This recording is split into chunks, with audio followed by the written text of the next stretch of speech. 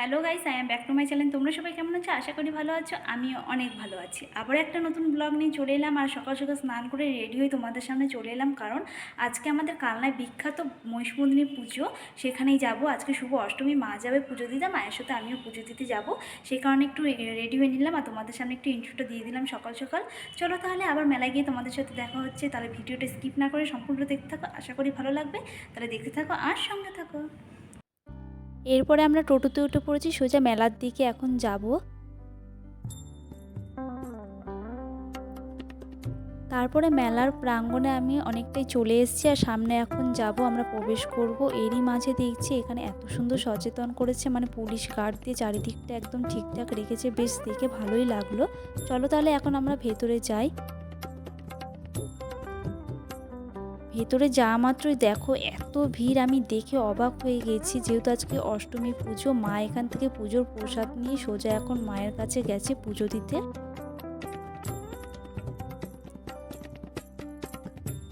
এরপরে আমি অনেকক্ষণ দাঁড়িয়ে থাকার পর মায়ের মুখটা আমি দেখতে পেলাম। এত সুন্দর যে এতদিনের অপেক্ষার পর আমি মায়ের মুখটা দেখে সত্যি কথা বলতে মনটা পুরো শান্তি অনুভব হলো। আর মায়ের মুখটা দেখো এতটা মিষ্টি।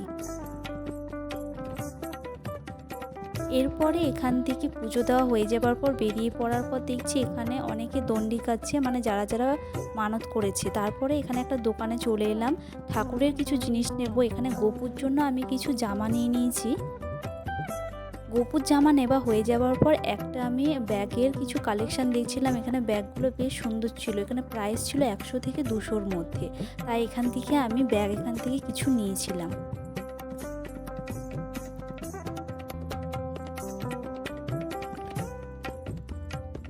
ব্যাগ নেওয়া হয়ে যাবার পর চলে এলাম একটা জুয়েলারি দোকানে।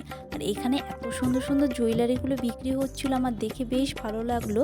আর এখানে আমি একটা চুড়ি আমি দেখতে পেয়েছি, এই চুড়িটার প্রাইস ছিল 100 টাকা একটা পিসের দাম। আর তারপরে এই চুড়িটাও দেখলাম, এখানে 6টা সেট আছে, এখান থেকে এটারও দাম ছিল 100 টাকা। সেটা নেওয়া হয়ে যাবার পর একটা ইয়ারিংয়ের দোকানে এলাম। আর ইয়ারিংগুলো এত সুন্দর সুন্দর ছিল, মানে কালারগুলো খুব সুন্দর ছিল। তা আমি এখান থেকে একটা ইয়ারিংও নিয়ে নিই, কারণ আমার ইয়ারিং অনেক আছে, সেই কারণে আমি আর ইয়ারিংটা নিয়ে নিই। আর এখানে ছোট ছোট কিছু ইয়ারিং বিক্রি হচ্ছিল, বেশ সুন্দর সুন্দর ছিল। এরপরে মা বললো কিছু সংসারে কিছু জিনিস নেবে, মা বললো এখান থেকে কিছু কাপ প্লেটের সেট নেবে বলে চলে এসছে। আর আমি এখানে দাঁড়িয়ে দাঁড়িয়ে দেখছিলাম কোনটা বেশি ভালো লাগছে, আমি সেটাই নেব আজকে।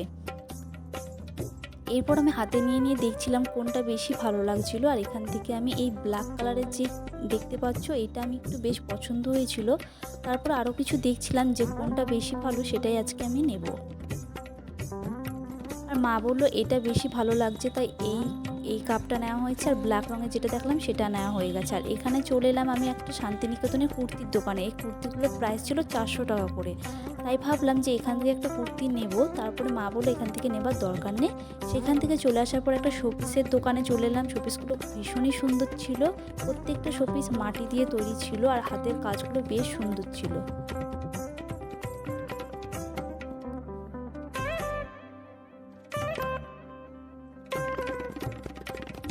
আর এই যে ফটো ফ্রেমটা দেখছো, এটা পুরো মাটির দিয়ে তৈরি করেছে মা দুর্গাকে, সেটাই সেট করেছে একটা ফটো ফ্রেমে। আর এখানে কিছু পুতুল আমি দেখছিলাম, আর কিছু কিছু সফটওয়্যারসও ছিল। এত সুন্দর সুন্দর সফটওয়্যারসগুলো দেখে বেশ ভালো লাগছিল আমার, তাই ভাবলাম একটু ক্যামেরা বন্দি করা যাক।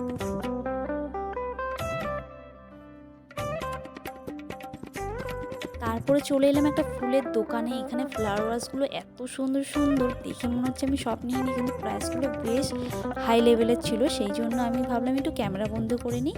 এই ফ্লাওয়ার ভাসগুলো এখন আর নেবো না, অনেক কমে পাওয়া যায়, কিন্তু মেলাতে বেশি দামটা বলছিল। আর ভীষণ সুন্দর লাগছিল।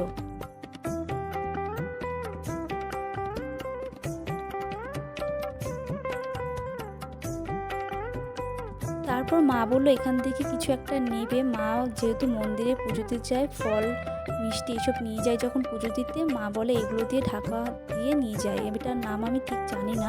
সেখান থেকে চলে আসার পরে কিছু খাবারের কিছু জিনিস দেখছিলাম, নিমকি বাদাম এগুলো দেখছিলাম নেব বলে। তার আগে এখান থেকে আমরা একটু জুস খেয়ে নিয়েছিলাম। আর এখানে দেখো এই কাকুটা জিলিপি ভাজছিল, সেটা আমি একটু ক্যামেরা বন্দি করছিলাম। এরই মধ্যে কাকু বলছে শুধু জিলিপির ক্যামেরা করলে হবে, আমাকে একটু ক্যামেরাতে নাও। তারপরে আমি ভাবলাম একটু ক্যামেরাতে ওনাকে নিয়ে নিই, এনে একটু উনি হাসাহাসি হচ্ছিল।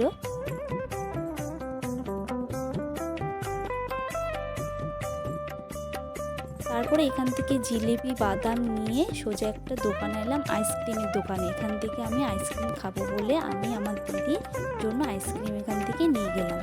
বাড়ি যাওয়ার পথে দেখছি এখানে ভোগ বিতরণ হচ্ছে, এত ভিড় থেকে ভাবলাম খাওয়া সম্ভব নয়, সোজা বাড়ির দিকে চলে গেলাম। এরপর আমি যে ব্যাগগুলো নিয়েছি সেগুলো তোমাদের দেখাচ্ছি। এই ব্যাগটার প্রাইস ছিল 200 টাকা, বেশ মিষ্টি কালার, এই ব্যাগটা আমি নিয়ে নিয়েছি। এরপরে এই ব্যাগটাও নিয়েছি, এই ব্যাগটার প্রাইসও ছিল 200 টাকা, ভীষণ সুন্দর, সাইড করেও নেওয়া যাবে, সেই করে ভাবলাম যে এই ব্যাগটা নেওয়া যাক। তারপরে হাতে করে এই ব্যাগটা নিয়েছি, এটা মায়ের জন্য নেওয়া হয়েছে, এর প্রাইস ছিল মাত্র 100 টাকা, ভীষণ সুন্দর ছিল ব্যাগটা।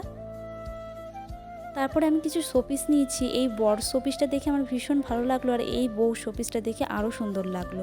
তারপর নিয়ে নিলাম নেতাজির একটা শোপিস, কারণ কয়েকদিন পরেই 15ই আগস্ট, সেই কারণে চিন্তাভাবনা করে নিয়ে নিলাম। আর সাথে এই ফ্যানটাও নিয়েছি।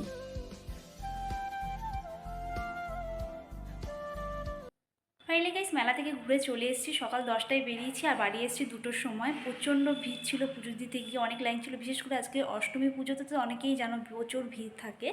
যাই হোক, কিছু কেনাকাটা করলাম, সেগুলো তোমাদের সামনে শেয়ার করলাম, অবশ্যই জানিও কেমন হয়েছে আমার জিনিসগুলো। তাহলে চলো আজকের মতো ভিডিওটা এই পর্যন্ত, সকলে ভালো থেকো সুস্থ থেকো, অবশ্যই নিজেদের খেয়াল রেখো। আর আমার চ্যানেলটিকে যারা যারা এখনও সাবস্ক্রাইব করোনি, নতুন নতুন ভিডিও পেতে গেলে অবশ্যই চ্যানেলটিকে সাবস্ক্রাইব করে ফেলো। দেখা হচ্ছে নতুন কোনো ভিডিওর সাথে, টাটা।